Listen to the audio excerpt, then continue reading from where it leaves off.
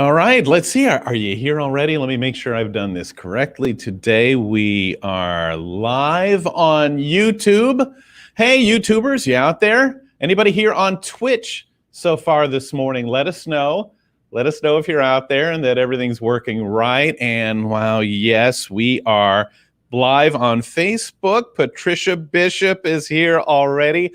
Great to see you, Patricia. Who's out there? Anybody on YouTube and Twitch as well? Patricia, you're going to love it. We've got a really interesting program today. So let me start off by saying hi. I'm Bill Schaefer of Growing Bolder, and this is Growing Bolder Now. Streaming programs like this can have an incredible reach, and sometimes we don't even realize who we're chatting with. I see that Roseanne Dash is here as well on Facebook. Good morning, Roseanne. It's nice to have you here too. We don't always realize how far these things can go. It's kind of cool for everybody to kind of weigh in, say hi, and go ahead and start commenting in the comment box. Barbara Cox says good morning as well on Facebook. Tell us where you're watching from. Gary Hess is here. Tell us where you guys are too, because that's kind of interesting as well. We're making friends all over the country and then beyond sometimes too. We had a bunch of people from Sweden in last week too, and Patricia Bishop is in New Orleans this morning, traveling around, huh, Patricia? How's that going? Tell us where you're watching, why you're here, and most importantly, give us some idea of how you're growing bolder. Gary Hess from Lancaster, Pennsylvania. Laura Mayer from St. Paul. Thea Daniel is here from Northern California. We're going to tell you a little bit about Thea in just a minute. Donna Moore. Good morning to Donna Moore as well. Did her show last night. I hope it was spectacular. And Barbara Cox in Des Moines, Iowa, and Claudine Howard in Texas.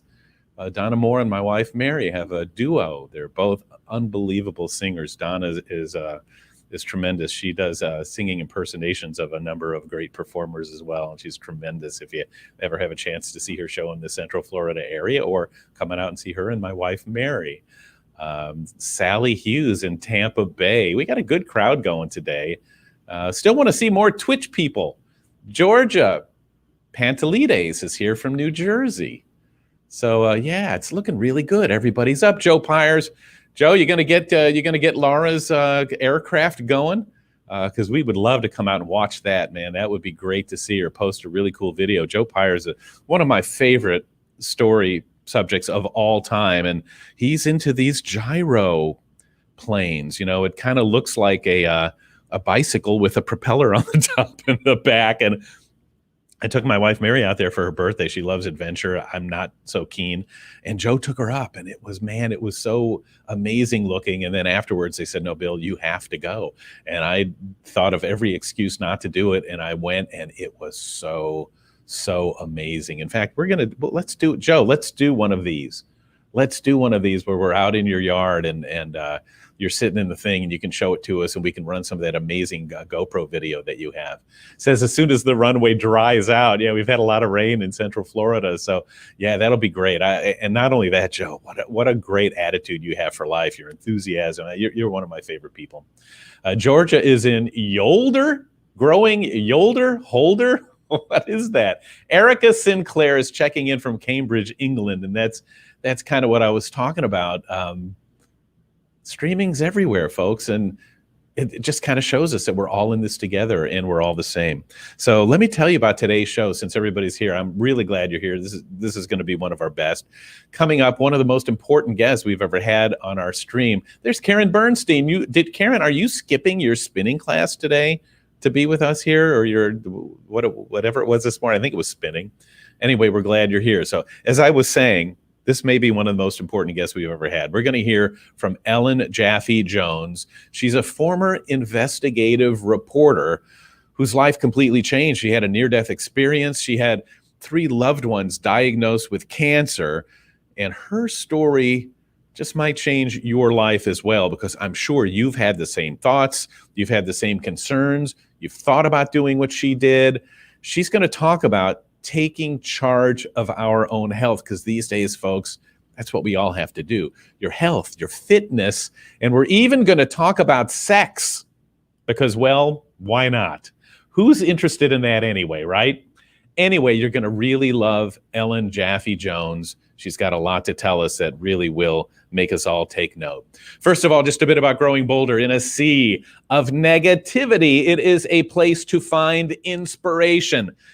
If you've ever wished there was more to life, if you've ever wondered why you're not fulfilled, if you're faced with challenges, maybe they're health challenges, they could be financial, they could be relationships, which can be difficult to maintain. And if you've wondered if there's a way out, a way forward, Growing Bolder is the place for you. It's a social media presence. It's a TV show on public television.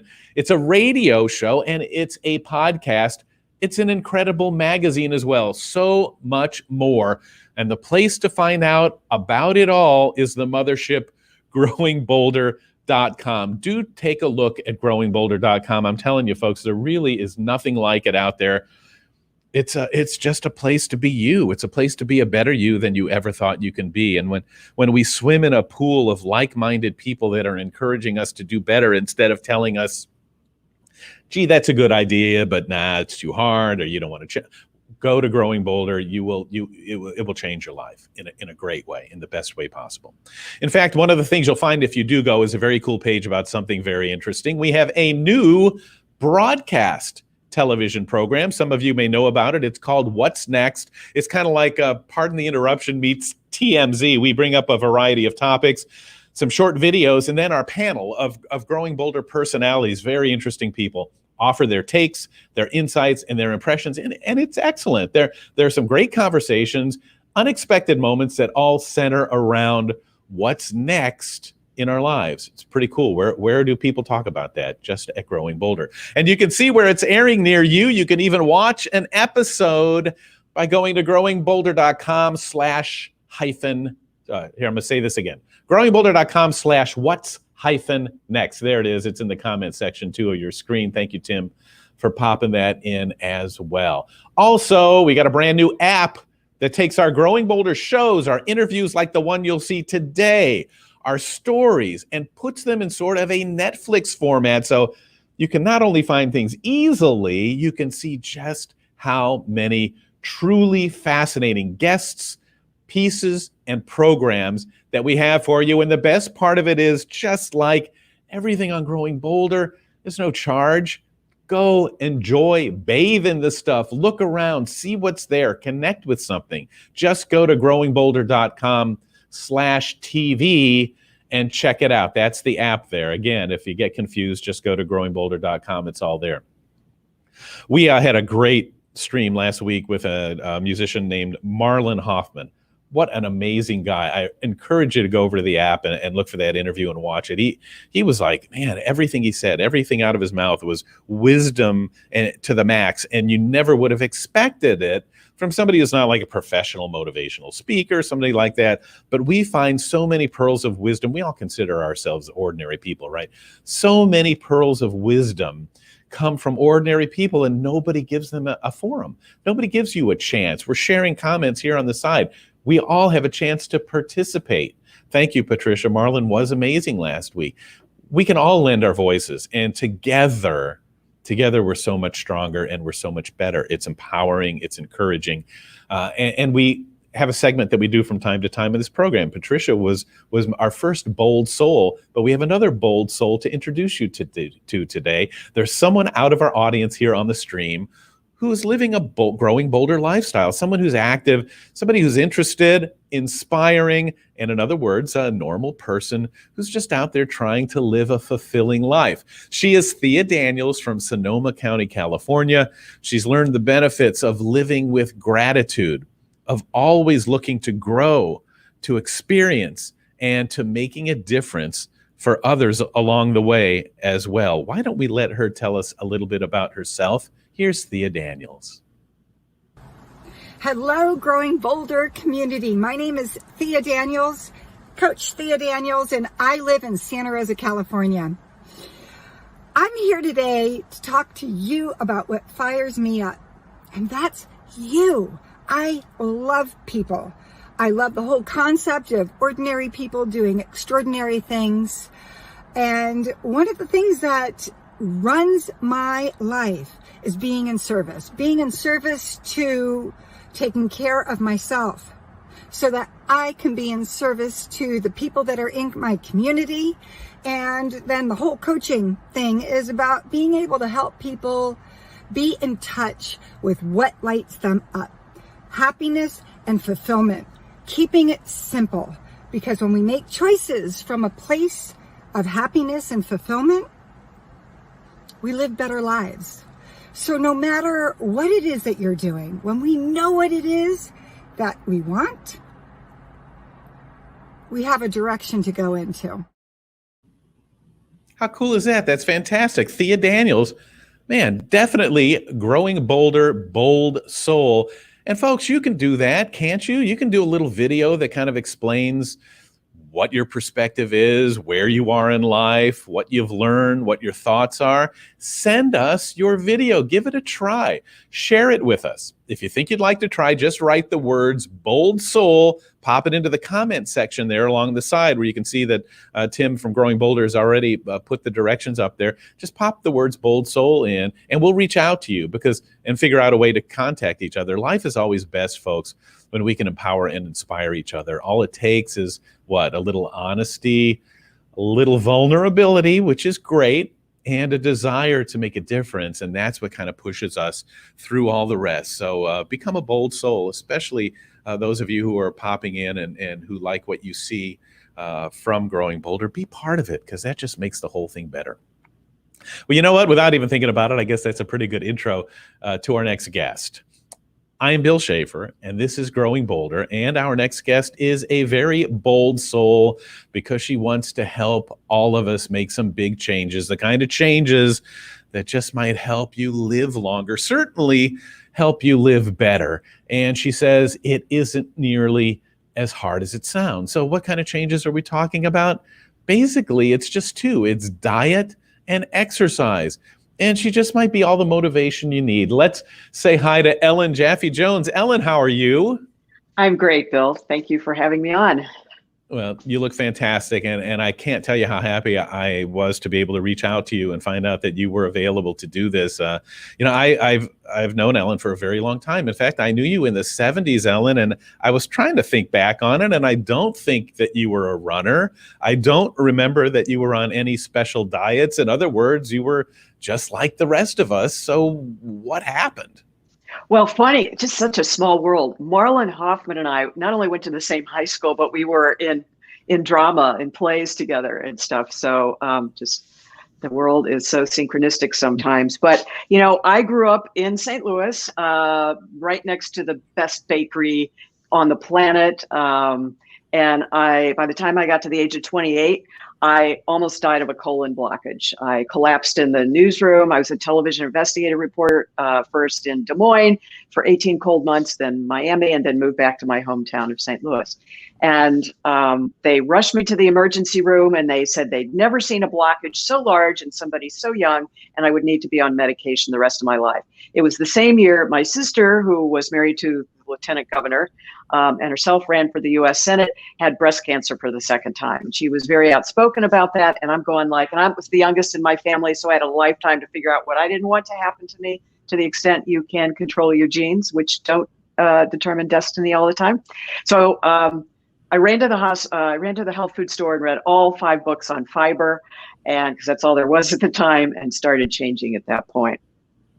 So I want to jump on something you said there. The genes don't determine destiny. That was like one of the first big comments that you've had so far in the interview. Tell us more about why you said that and what we need to understand about that.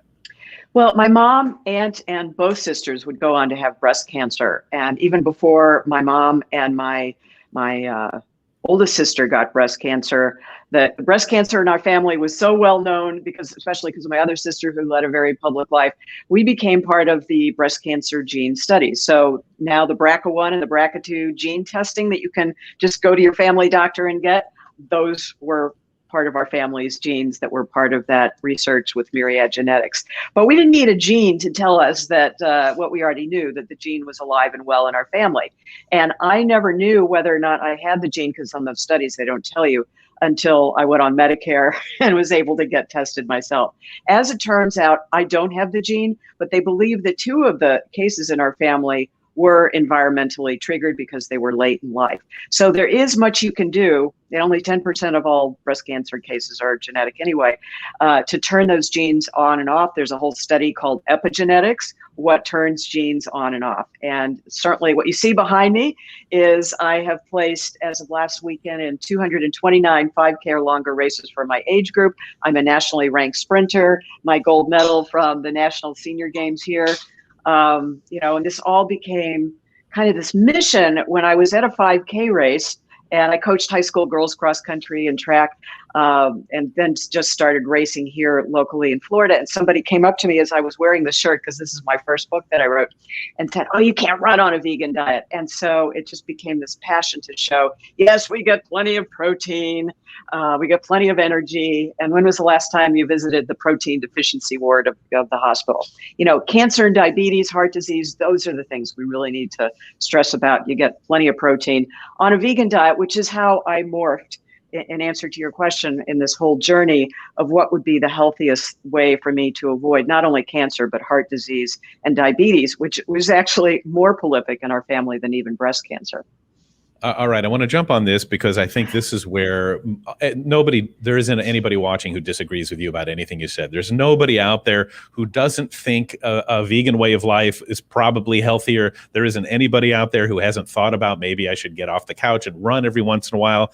But so few of us do it, Ellen. And am I wrong? Am I exaggerating things to say that I think you hated running back in the 70s when I knew you? And I certainly don't think you had dietary restrictions on yourself. I'm stuck on this point where, I don't do it either. I know I should.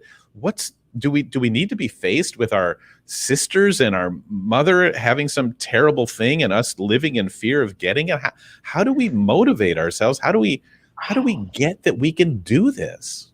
Well, I came to veganism strictly from health. First, when I was going through this whole process, it was a macrobiotic diet, which was basically a vegan diet with white fish, but now we don't want to be eating fish because they eat microplastics, and we don't want to eat that so much. And then vegetarian, and then I learned about, just watch the 7-minute video, dairy is scary, and you'll never eat dairy again because it really shows you how they get cows. I mean, it's another species milk. We're the only species that doesn't drink milk. That drinks milk from another species. So nutritionally, we don't need it. And, there's plenty of research now that shows that insulin growth factors in cows make them grow into a baby calf grows into a ginormous cow in a matter of months. And oh, by the way, it makes tumors grow very rapidly too. So dairy is just so not necessary for our species. So the motivation, yes, you're right. I remember when my sister went through chemo back in those days. I mean, can I say this? She was puking her guts out, and it was just so full of pain and suffering. And I saw that up close for days, weeks at a time. And I thought, I don't want to ever go through this. And at that point, I didn't know whether I had the gene or not, but I lived my life as if I did. The whole running thing happened just because I don't like to be bored. And so, having these amazing earbuds and music, I love music, and to run with music was like this exhilarating thing. And then when I was helping to volunteer coach cross country at the high school, the coach said, you're clocking 8-minute miles. You might want to think about racing competitively. And you're right, a long time ago, I was just like a middle of the packer, not very fast, but I kind of joke now because at my age, which is, are we going to tell them? I don't know. You just show up for a race and you win. Well, not really, but Ellen, I believe I hate to tell you this, but on Growing Bolder, you have to tell your age because it helps us. It helps all of us understand that it's something to be proud of. We all think age is something to be a little embarrassed about, and it's the beginning of the end instead of the beginning of new opportunities. So you telling us would just make all of us say, my gosh, there goes another excuse of mine. So, well, actually, please. I promised, I think on somebody's Facebook page, that if you guess my age in this broadcast and you guessed it right, see, that's what I was waiting for, then I would give you a free coaching session. So, because I'm a personal trainer and a running coach, because why not? and a real estate agent, because you can never have too many things. Boredom is like the worst word. Retirement, ew. People ask me when I'm going to retire. It's like, it's kind of like I'll sleep when I'm dead. I got plenty of time for that. But yes, people ask me, what are you running from? And my answer is disease. Certainly, I've seen it all in my family. And even though I was, and I will say, kind of the laughing stock of my two older sisters, oh, you're such a cult member, you little black sheep, you just bring the salad to our family dinner. I mean, it was all in good humor, kind of, but they never got it. But the interesting thing is that I now have 4 cousins all about my age who've all gone vegan because they grew up in our family and they know what the end was going to look like if they didn't do something, I would say drastic, but it really isn't drastic. I became kind of on a mission to show people, because I would see these stories on the news that said you can't eat well, you can't eat healthfully on a budget or on food stamps. So because I was also a financial consultant after I left television at Smith Barney, I thought, how fun would it be to like crunch the numbers on every single recipe and just show how inexpensive beans and whole grains are. And when you cut out the meat and dairy, you have all this money left over to buy produce or join a CSA or a co-op and get produce, even organic produce, for cheap or free sometimes. So that's what that book number 1 was. And, when I thought I moved to Florida, I was going to like sort of kick back and relax. I had done media consulting all over the world. And yet this book just took off. And so my publisher said, let's keep writing. So I wrote 5 more books. And, I, before COVID, was running around the country speaking at all these veg fests and different health fairs and events, and, kind of being this model of health and fitness. But really, I did hate running. And just one more anecdote on that. And next question, please. I was lucky enough to do a 5K race with my 2 daughters in St. Louis, and they had their significant others come along, and we all placed. But on the way to the race, we were all saying how much we hate running. St. Louis is not a fun place to run in the summer. It was on 4th of July weekend a couple of years ago, and but we said, when we're done, and my boyfriend says the same thing, it is the best feeling. The endorphins kick in, and you are never sorry you ran or did that race. Yeah, I'm kind of thinking it's the worst feeling. I'm kind of thinking it's the worst feeling of starting a 5K, running for like 5 minutes and thinking, I think my heart's going to explode and I don't think I'm going to make it. So I think, Ellen, you don't look at beginners and point and laugh at us. It's can you talk a little bit about how, man, it really, folks, and I'm saying this only because I'm the worst. I would never have thought I would ever want to do anything like that. But when we go to races for Growing Bolder to do stories, it's such an empowering, uplifting community of people that are all there trying to help each other. Yes, and that's the thing I love about it the most, is that it crosses the age groups. If you've read the book Healthy at 100 by John Robbins, son of Baskin and, by the way, and who went vegan because he went with his father to all these wealthy clients who were eating a lot of ice cream and were really sick.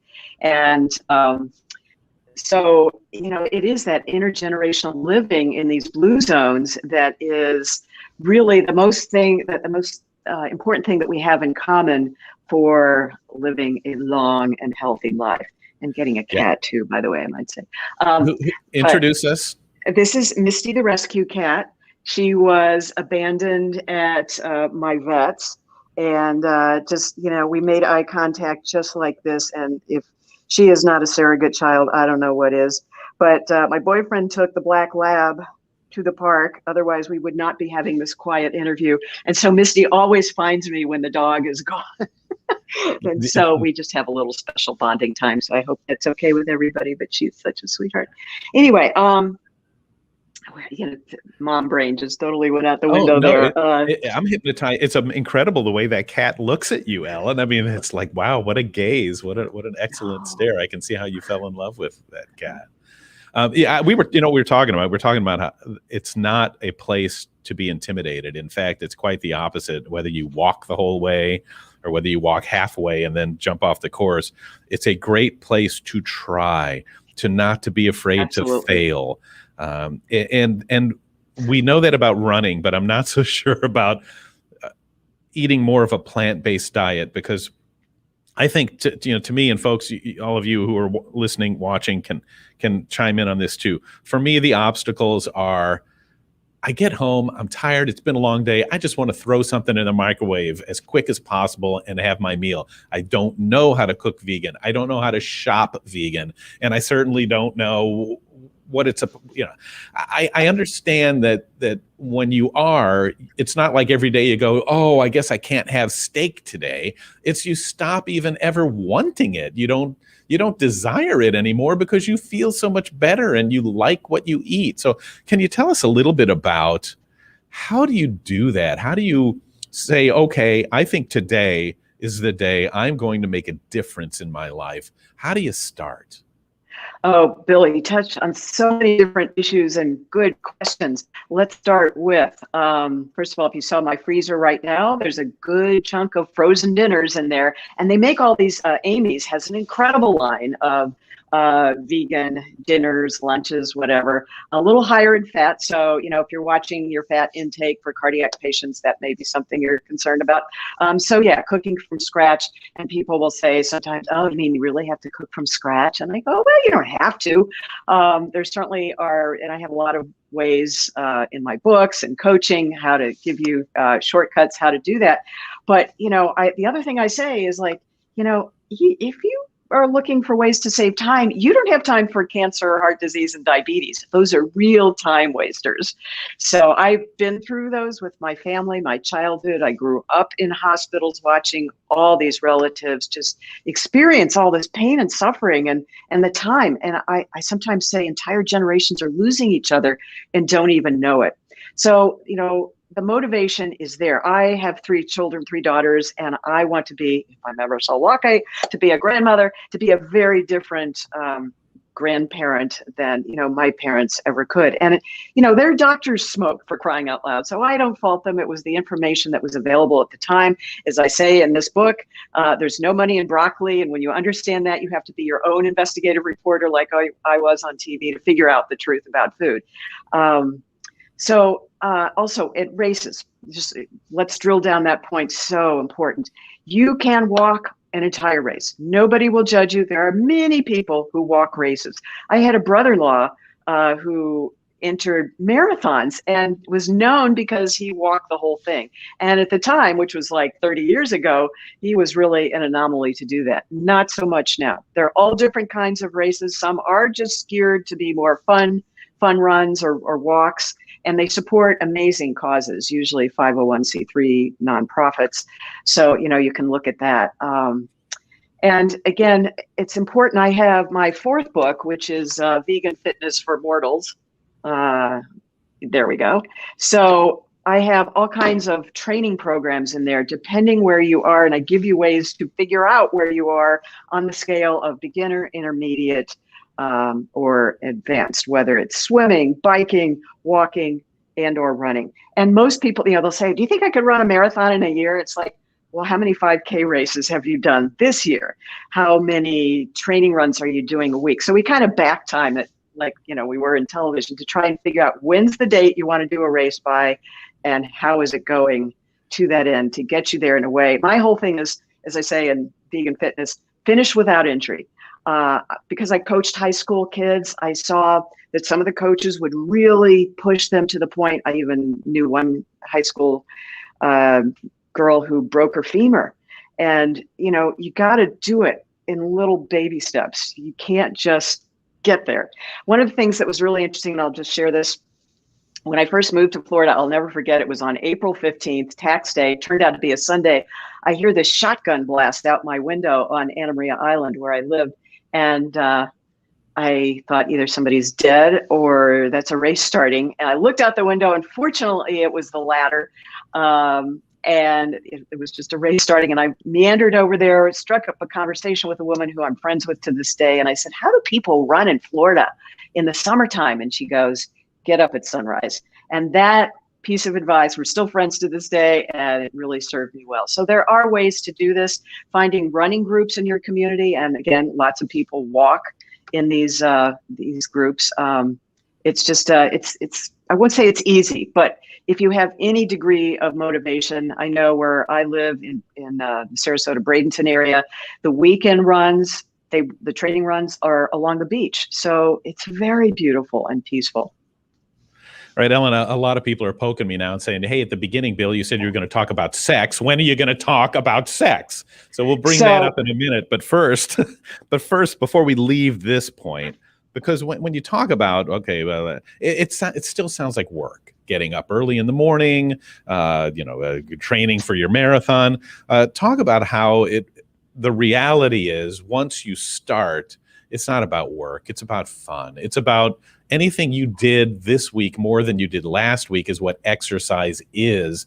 And you start to feel so much better. And you're talking about like certain cases where people always want to do more, but it's just the idea or even just the peace of mind that comes from knowing that you're doing the best. Do you get rewarded when you go to the physician every year for your annual physical? Do you see a difference in the numbers? Absolutely. And I will tell you, I've had my own issues. I was diagnosed with psoriatic arthritis a couple of years ago, and I'm going like, how did this happen? But turns out my dad had it. It's a genetic thing. But I was on book tour. I was sitting at my publisher's table all day long, all weekend long, eating things like Cliff Bars. Yeah, I'm a recovering Cliff Bar addict. I love these chocolate mint ones. I try and do them in moderation. But that was my diet, and I wasn't eating the shoemaker's daughter, of my 5 to 9 servings of fruits and vegetables a day. So I then, and when I Googled psoriatic arthritis, I thought, oh my God, I'm going to be lucky to be walking in a year, let alone running. And so I was connected up with some mutual friends through the work that I've done with Dr. Brooke Goldner, who has a great book out there called Goodbye Lupus. And she asked me to write the foreword to her third book, which is Goodbye Autoimmune Disease, because I went on her protocol, had a 1-hour consult with her, which was the best medical doctor appointment I've ever had in my life, where basically I was following her protocol, green smoothies, Vitamix full of greens and anything else, some flax seeds and anything else to make the medicine go down. And within 3 weeks, the signs of psoriatic arthritis started going away. And she has the before and after pictures, which I sent her. My palms were all cracked and bleeding. My fingernails were coming off, which was just mind blowing. And that by doing this hypernourishment, as she calls it, the symptoms just went away, and it blew my doctors away too, because I was starting to get, the classic symptoms that usually gets you in your two fingers here on each hand. And, and that's kind of probably the permanent damage that's still there, but, I don't feel it. And so, this kind of stuff, we're not immune. Going on a vegan diet doesn't make you immune. You still you can eat any diet unhealthily and any diet to some extent healthfully. But there's some things you can't overcome by eating meat and dairy. You asked about how long does it take? 3 to 6 weeks to change your taste buds. When we often make the comparison, did you ever drink whole milk as a kid and then you went to skim milk and it was like this blue, not tasty stuff. And then maybe a few weeks or months later, you went back and tasted whole milk again. It was like this thick sludge. So that's the kind of change that happens. You feel so much energy. And okay, I don't know if I'm not seeing the comment thread or anything. Has anybody guessed my age yet, Bill? No, and if they don't, I'm going to. But I know. So. Don't you? Don't you? But I want that lesson. I want that free consultation. There you go. I think, Ellen, something happens. Messages like yours kind of get lost in the clutter, because everywhere you turn, people are telling you they've got a cure for this and something for that. And so since there's not a huge marketing agency behind plant-based dieting or running, it's not the glitzy Madison Avenue kind of thing that convinces us. Kevin Fitzgerald, one of our Mizzou classmates, is listening from Marco Island, and Mike Redmond, a friend of mine who started cycling, and he ended up doing it just because it's fun and the health benefits are amazing. But do you find people that ask you all the time, they go, well, what supplement should I be taking? And that's a whole different kind of game there, isn't it? Yeah. And, because again, I don't like to be bored. I've done so many different things. And in preparation for writing my books, I've done these things. So I worked at a health food store, which, the only way they make money is through the supplements. And again, there's no money in broccoli. And I just, keep repeating that. I got that line from a great book called The Politics of Breastfeeding, where they said there's no money in breast milk. There's no corporation that makes it. There's no broccoli association, no broccoli lobby, no broccoli finance politicians. And many doctors are educated in the pharmaceutical, industry, and they've paid for entire hospital wings or entire hospitals. And so when you do your research, and you really do have to do this to figure out different things that may or may not work for you. And I just always knew I wanted to avoid medication as much as I could, because I saw the drug interactions, with different relatives, and you might put out one fire, but it starts another. And I'm even going through just different things. When you look at my medical history has not been perfect. My cholesterol, I did the high protein diets when I was younger, because on television we had to keep our weight a certain way. Nobody ever said what it was, but you just knew you had to. And so I paid a price for that. My cholesterol was 203 at its worst. And even when I went vegan and I was doing the Cliff Bar thing and not exercising during a period of time where I was experiencing a lot of stress, my cholesterol shot up again. And so I ended up going through the Dean Ornish program for reversing heart disease at Sarasota Memorial, because I have some genetic heart issues going on as well. And they said, you got the diet thing down, you got the exercise thing down, but you need to learn how to relax and meditate. And I said, I'd rather watch paint dry. But that is part of this whole package, this holistic package that we have to figure out for ourselves. Some people are naturally calm and relaxed. There are others of us. I really don't think I'm competitive. As you say, I do this just to relax. And as it turns out, I met my boyfriend through my vegan activism, but it turns out he was a runner as well, and we'd been at the same races and didn't even know each other. So that's a whole nother component of this, is when you have this energy, you become this positive force that people, they say, I want what she's got. And, even at races, I'll hear people say, I'm wearing this shirt, and as I pass them, and they'll go, oh, there goes that vegan energy. So it's a real palpable thing, and it's not just something that's out there. And I would really like to say it is not that difficult. What is difficult is watching your relatives up close and personal suffer and get these very preventable diseases most of the time. And the whole supplement industry, what we were talking about before is, if you're trying to choose which beet powder to take, maybe just stop by and pick up a couple of beets. Yeah, although I will say beet powder is my breakfast of champions on race day. I really do. I've had chronic bronchitis. I've had asthma. And so I just feel like I can breathe better when I've had beet juice before I race. Ellen, you sound like a walking medical disaster. You've had everything, and it really, this is, again, why we wanted to talk to you, because it's not like, well, I went on this diet and I started running and look, I don't have any problems. And it's not, we're not saying that you're going to live to be 125 years old either, but the number of good days that you will have in your lifetime will be greatly increased, because you're giving yourself the chance to recover, the chance to prevent, the chance to replenish, and look at the active life you're living. Is that basically the main message here? Yeah, I was like the oldest woman in my real estate class. It's like, well, this is cool. I would like to think that all this the stuff, like somebody said in my cooking classes once, it would take me a lifetime to learn what she's learned. But I have been driven to find out answers just because I didn't want the kind of life I saw that my parents and my sisters had. And I think I've only recognized recently how powerful that was and how motivating that was, because I know what's on the other side if I don't do this, and it's not fun.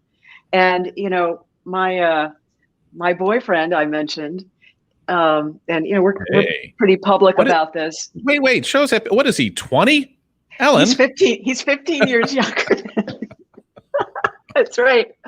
But this was like 4 years ago, and he had all these. He went vegan to help a family member with their medical issues, and so he was traveling around the country going to these veg fests, and ended up at the Portland Veg Fest, because Portland, at least at the time, was considered vegan Mecca, and so he comes to my talk, and he realizes that I'm also from Sarasota. And so that picture was at my publisher's table after, or there's another similar one like that was at my publisher's table.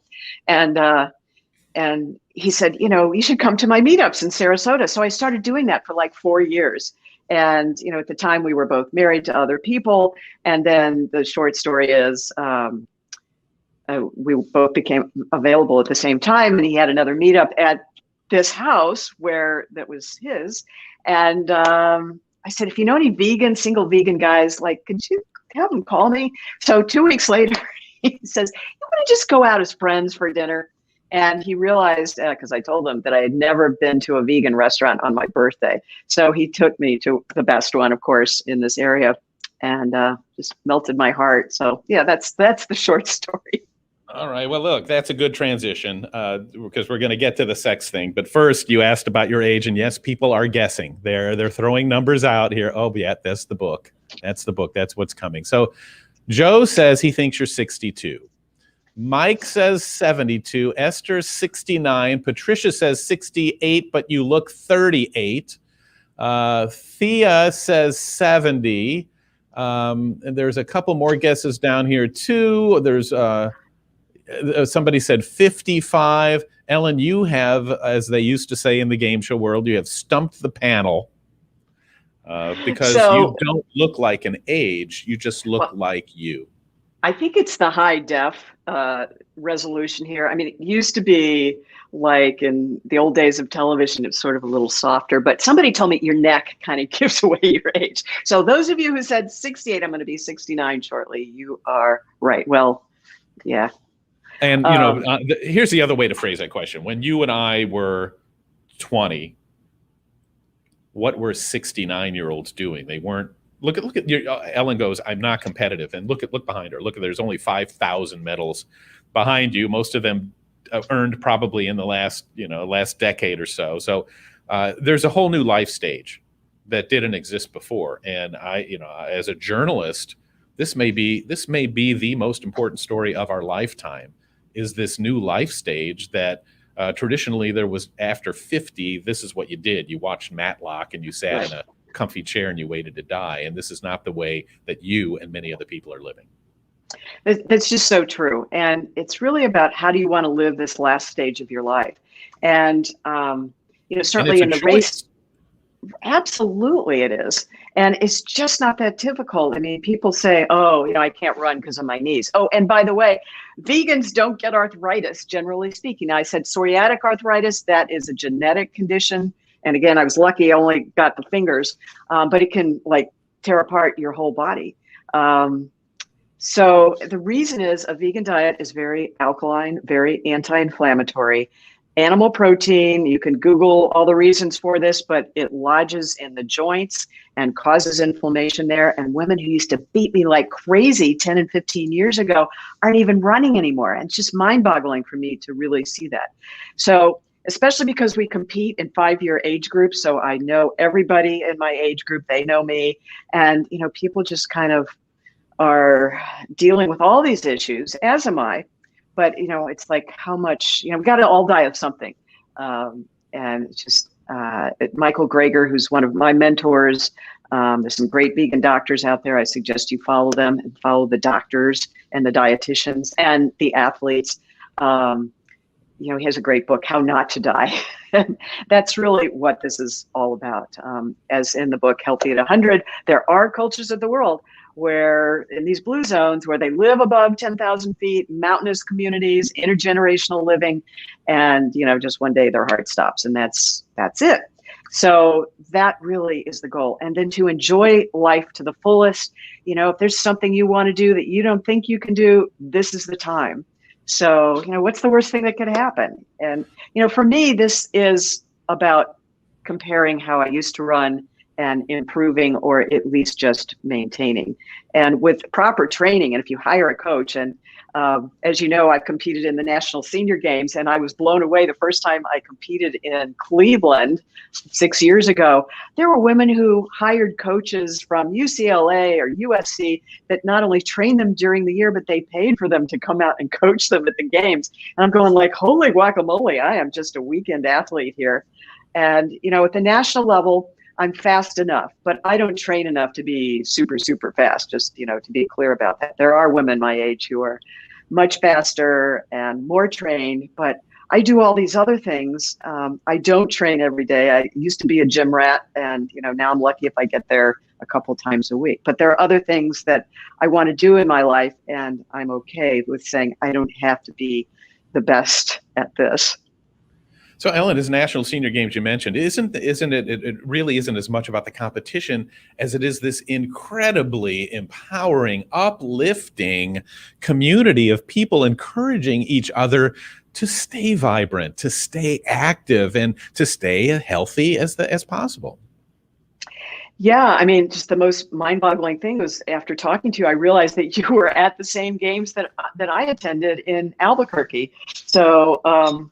There's my gold medal from the 4x100, and it's just so much fun.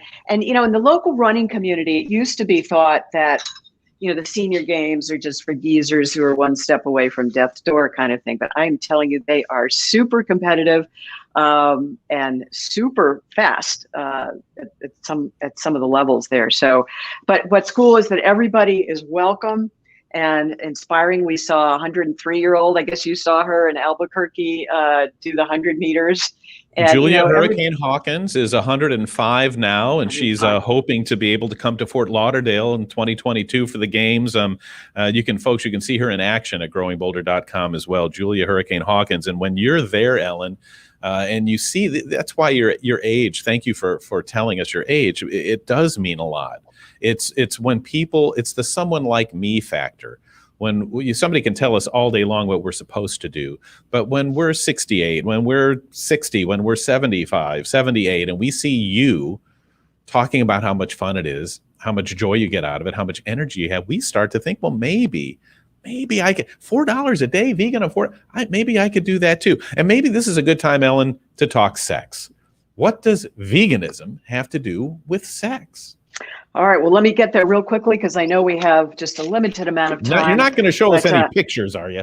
Oh, no, there were no pictures and no demonstrations either. So second book was Kitchen Divided, vegan dishes for semi-vegan households, because my partner at the time, my husband, was not vegan. And so that cookbook was built with recipes that streamline the cooking process where I was doing the cooking, and I didn't want to feel like a short order chef. And so it just made like main dishes that I could eat for myself and that he could plop whatever meat he wanted to put into it, that kind of thing. So then after that, the whole paleo craze was real popular. So I wrote that. National Geographic came out with a cover story a year after that book called The Real Paleo Diet. And they pretty much quoted out of that book without attribution, saying the world can't sustain a diet based around meat and dairy. We don't have enough agricultural land, and we don't have enough water to raise cattle for a meat-based diet. And they also said in Paleolithic times, truly, we were way more gatherers because the success rate of hunters even today is abysmal. So that was that book. And then, as I mentioned, vegan fitness, just because people want to learn how to do that. And yeah, so then we get to vegan sex. And I always say, if this doesn't work out, vegan for one is your last hope. But really, it's about single serving recipes, so you're not cooking for a lot of people. But this came about because up until the age of 62, not all that long ago, and by the way, the subtitle here is Dump Your Meds and Jump in Bed. So I've been married way too many times, and each time, starting at the age of 28, I had partners who had erectile dysfunction. And we were just told, pop the purple green pill so your eyes turn orange. Oh, well, just part of the aging process. Don't ever take that as an answer. And so at the age of 62, the short story is I had my first vegan experience. And I was having some back pain. And the physical therapist said, the reason you're having back pain is because, and you have to tell me how graphic I can get on this, Bill. Can I say? Well, I'll stop you if you get too graphic. And folks, you let me know too in the comment box if we go too far. But now I can't wait to hear what you have to say. So because of erectile dysfunction, I hadn't had intercourse in ages. And so the physical therapist said my muscles internally had atrophied. So the prescription, they said, was the only way to get exercise there. And they actually, Medicare can pay for this, or it did back then. I don't know if it still does. But they went across the street and bought a dildo to exercise and create blood flow in the lower part of my body, because that's what they thought I needed. So when it became apparent I was maybe going to have this experience, they said, it's going to be painful. You're going to need lubricants. And so, I got all prepared and did that. First of all, I didn't need the lubricants, not at all, ever, because vegans are eating produce like fruits and vegetables that already have a lot of water. And of course, I like to drink a lot of water. So it was wonderful. But more importantly, spiritually, emotionally, it was the best sex of my life. So I thought, I've got to write about this. And oh, by the way, this vegan partner, just lasted all night long. It's like repeatedly. And it's like, oh, this is just way different. This is like as good as it was when I was in my 20s, 28. So I wanted to write about it and started writing about it. And then at a Veg Fest, I ran into Dr. Joel Kahn, who is a vegan cardiologist out of Detroit. And I said, Joel, you want to write the medical research part of this book with me? And he said, I'd love to. So we went to it with to my publisher, and they said, oh, we don't think it's going to sell. And I'm going like, a book about sex? Not going to sell? Went to our first Veg Fest, and they saw how well it was selling, outperforming my other books. So they bought the rights to it. And that's where it is now. But here's the thing. Erectile dysfunction is the leading indicator of heart disease by as much as 30 years. Reason being, the blood vessels in the lower part of our body are much smaller and thinner. And when they start clogging up, that's when you get this indication that something's wrong, and you may not have that death-defying heart attack until 30 years later, because the arteries and vessels in the upper part of your body are much bigger.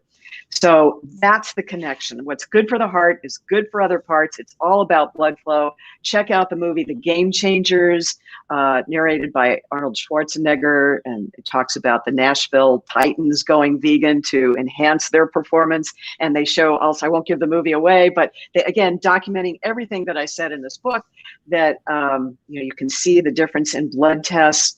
And they have these college students get fed a meat-based meal one night and a vegan meal the next night, and they connect their body parts up to machines that measure their erectile function during the night while they sleep, and they're way more active as a vegan with a vegan diet than having consumed the meat, which can be measured. You can see it in the blood. So it's pretty amazing. Yeah, I think what's amazing is our infatuation with pills and supplements, and we will do those in a heartbeat and not even really know what's in them, why they do what they do, who's manufacturing them, where they come from. But you tell a story like that and people go, well, I want to hear that. It's a multi-million-dollar industry out there because there are a lot of people suffering from something they wish they weren't. And I think, all in all, Ellen, is there a downside? Have you discovered, maybe there's pesticides on vegetables, somebody might say. Is there a downside to giving this a try, plant-based vegan diet?